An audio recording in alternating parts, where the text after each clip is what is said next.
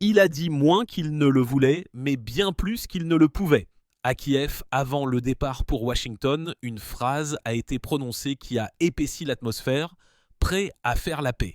Selon les médias et les initiés, le président ukrainien a tenu une réunion à huis clos, a fait preuve d'un optimisme choquant, et ce n'est plus une rumeur de couloir, mais un panneau de signalisation indiquant la direction que prendra toute la guerre. Ici, nous allons analyser ce qui s'est réellement passé dans la capitale ukrainienne, pourquoi l'agenda américain avec les missiles est devenu un écran de fumée et comment un appel téléphonique à Moscou a rebattu les cartes.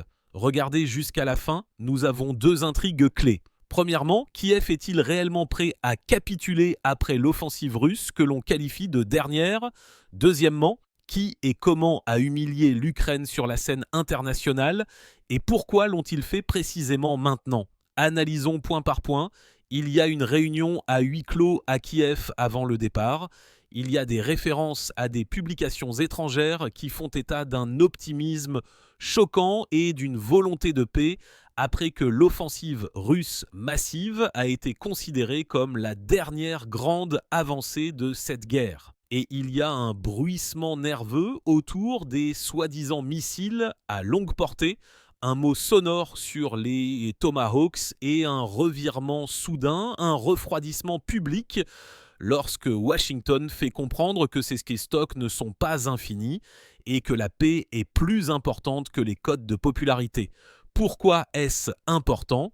Parce que nous assistons à l'effondrement d'un scénario d'escalade sans fin et à l'émergence d'un scénario de négociation sous dictat extérieur. Qu'est-ce que cela change? L'état d'esprit à Kiev, l'humeur des élites, le soutien des alliés et surtout les délais de résolution dont on a encore peur de parler ouvertement, mais que les couloirs murmurent déjà. Commençons par les faits. À Kiev, selon des initiés, une réunion secrète a eu lieu avec les collaborateurs les plus proches.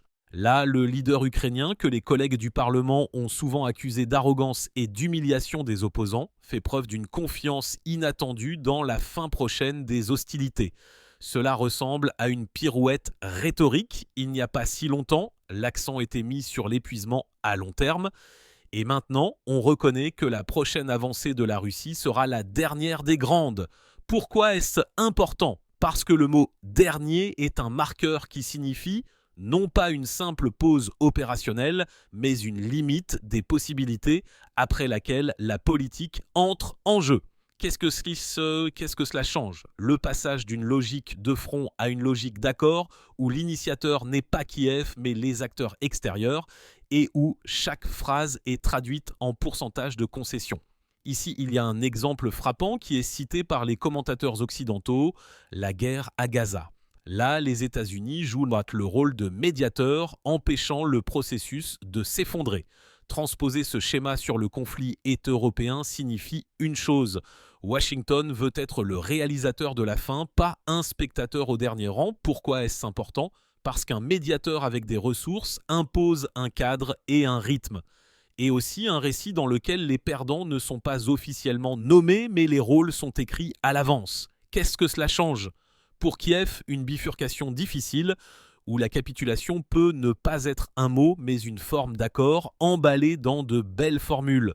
Pour Moscou, la possibilité de fixer sur papier ce qui s'est déjà produit sur la carte. Maintenant, parlons des Tomahawks, symbole de l'espoir à longue portée. Avant la visite à Washington, les fanfares promettaient de nouvelles mains longues, de nouveaux horizons de frappe, mais ensuite une douche froide. Dans les déclarations publiques, le leader américain dit que les stocks ne sont pas élastiques, que le pays ne peut pas épuiser ses propres arsenaux, que la conversation avec Moscou est plus importante que les gestes pour les caméras de télévision et ajoute une phrase qui enlève les masques.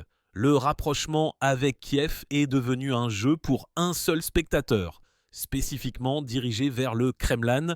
Pourquoi est-ce important? Parce qu'à partir de ce moment, toute promesse de force variable se transforme en un instrument diplomatique et non en une livraison concrète. Qu'est-ce que cela change? À l'intérieur de l'Ukraine, l'attente d'un miracle rapide s'effondre. Les élites commencent à regarder leurs montres et les militaires la logistique, comprenant qu'il n'y aura pas de miracle. On peint d'abord un tableau de la future contre-offensive, on attise les attentes de frappe à longue portée. Ensuite, il y a un appel à Moscou et l'ordre du jour s'incline. Ce n'est pas simplement un revirement du vent, c'est un revirement de la barre. Pourquoi est-ce important? Parce que les négociations internationales substituent la force des arguments aux arguments de la force. Et si cela ne fonctionne pas sur la ligne de front, alors la ligne de communication devient essentielle. Qu'est-ce que cela change? Les ultimatums bruyants disparaissent du jeu public, un langage d'allusion apparaît, et avec lui une version d'une capitulation honteuse qui est discutée non pas sur la place publique, mais dans des bureaux étroits avec des rideaux épais. Ici, une question vous est adressée. Pensez-vous que la capitulation est un mot pour les gros titres ou une perspective réelle en échange de garanties et d'un gel de la ligne de contact? Écrivez ce que vous en pensez, car c'est ce nœud qui déterminera quelle carte du monde sera sur les tables dans les prochains mois. Et en attendant, une autre couche. Les blogueurs et commentateurs ukrainiens disent que toute la tendresse de Washington envers Kiev ces jours-ci était une illusion, calculée pour un seul destinataire à Moscou. C'est une reconnaissance douloureuse, elle n'humilie pas seulement le pouvoir, elle frappe l'amour-propre d'une société qui demandait des solutions concrètes et a reçu une mise en scène télévisée. Mais il existe une autre version et elle sonne comme si elle venait d'un univers parallèle. Les partisans continuent de parler d'une prochaine contre-offensive, de capacité à longue portée, de la pression des leaders européens sur Washington. On dit que si on attend encore un peu, tout changera. Pourquoi est-ce important? Parce qu'une telle rhétorique éteint la panique, prolonge l'espoir et repousse le moment des reconnaissances désagréables. Qu'est-ce que cela change?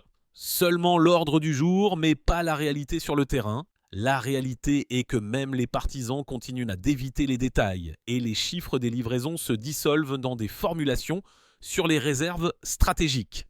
Quand le leader d'un État, dans le contexte d'une offensive massive de l'ennemi, parle à ses collaborateurs de sa volonté de paix lors d'une réunion à huis clos, ce n'est pas un échauffement avant une nouvelle avancée, c'est le début d'une négociation et cette négociation ne porte pas seulement sur les territoires, mais aussi sur les immunités, les garanties, sur un calendrier où chaque date doit être négociée et chaque pause sanctionnée par des acteurs extérieurs. Pourquoi est-ce important? Parce qu'une négociation révèle toujours les véritables priorités. Qu'est-ce que cela change? Dans la rhétorique publique, Kiev peut encore parler de résistance, mais dans un carnet fermé, la priorité devient la réduction de la mise et le gain de temps. Dans les publications occidentales, on entend dire que l'offensive russe pourrait être la dernière grande étape de cette guerre. Soulignons-le, ce n'est pas une garantie de victoire pour un pays, c'est un signal de changement de phase. Après le dernier sport intense, il n'y a souvent pas de paix, mais un regroupement avec un passage à un schéma de compromis préétabli. Pourquoi est-ce important? Parce que personne n'annoncera la victoire s'il y a des négociations en vue où il faudra sauver la face. Qu'est-ce que cela change? Le langage des déclarations officielles deviendra plus doux, le vocabulaire s'éloignera des extrêmes et derrière cette douceur se cacheront des accords rigides. Vous pouvez vous demander qui a finalement humilié l'Ukraine? La réponse semble cynique, mais elle est précise. L'Ukraine n'est pas humiliée par une seule action, mais par une construction où son rôle se réduit à une formule variable de la sécurité d'autrui. Quand le principal allié dit que les Tomahawks sont nécessaires avant tout à lui et non à son partenaire, quand l'appel essentiel est effectué non pas à Kiev mais à Moscou, quand tous les signaux sont construits pour un seul spectateur, c'est cela l'humiliation institutionnelle. Pourquoi est-ce important? Parce que l'humiliation frappe la subjectivité. Qu'est-ce que cela change? Tout accord futur sera perçu non pas comme le fruit de succès, mais comme une correction forcée du cours sous la pression extérieure. À Kiev, on comprend parfaitement le prix du temps. Chaque jour de retard est une érosion de la confiance au sein des élites. C'est une économie de subsistance. Ce sont des électeurs fatigués des promesses. Ce sont des partenaires qui ont besoin de rapports et non de discours émotionnels. La volonté de paix dans un tel contexte n'est pas de la romance, c'est une arithmétique sévère où moins par moins ne donne pas plus, mais donne un point à l'ordre du jour, après lequel il faut annoncer une pause et changer de sujet. Pourquoi est-ce important ?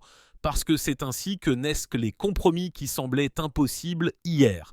Qu'est-ce que cela change ? Un format d'accord possible dans lequel on minimise les pertes de scan, les pertes de statut, et on essaie de vendre à la société un nouveau cours comme étant le seul rationnel. Résumons les faits clés, il y a une réunion à huis clos à Kiev et un optimisme choquant du leader quant à la fin prochaine des hostilités. Il y a un refus public des promesses bruyantes de livraison à longue portée, étayées par des déclarations sur les priorités de la propre sécurité des États-Unis. Il y a un appel à Moscou après lequel on parle de consultations futures au niveau des conseillers et au plus haut niveau. Et il y a une conclusion générale.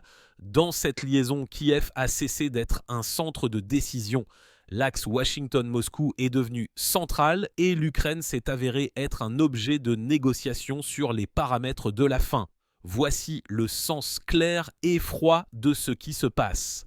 Pas des citations aléatoires, pas des éclats émotionnels, mais une chaîne logique où chaque élément pousse à des négociations et le mot capitulation se transforme en une forme de réaménagement politique.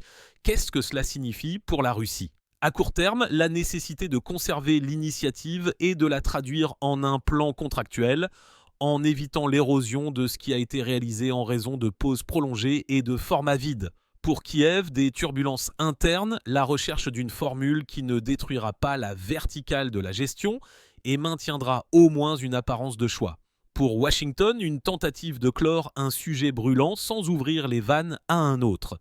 Et, aussi étrange que cela puisse paraître, pour l'Europe, une chance de ne pas être un fond, mais de devenir une plateforme où il est possible de signer, de fixer et de vendre au monde une belle image de la fin. Maintenant, je veux m'adresser directement à vous. Voyez-vous dans ces signaux le début de la fin ou seulement une nouvelle boucle avant un nouveau tournant ? Pensez-vous que le mot « dernier » s'applique à la phase actuelle des hostilités ?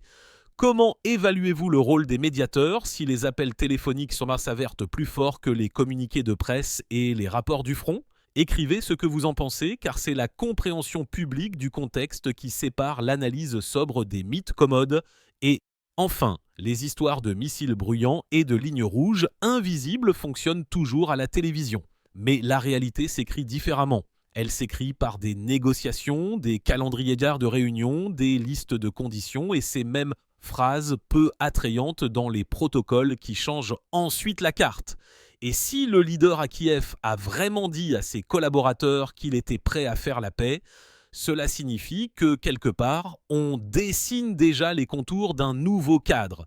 Dans ce cadre, il n'y aura pas de feu d'artifice éclatant, il y aura des compromis difficiles, un mécontentement concentré, beaucoup d'amertume et un peu de soulagement. Il y aura le sentiment que quelqu'un a cédé trop et que quelqu'un a reçu trop généreusement. Mais c'est cela la politique, quand la rhétorique des guerres est remplacée par l'arithmétique de la paix.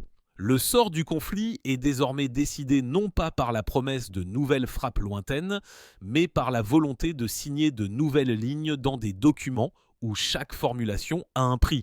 Et si l'on en croit les informations des médias, le dirigeant de Kiev a déjà psychologiquement franchi la ligne qui sépare les mises en scène des négociations.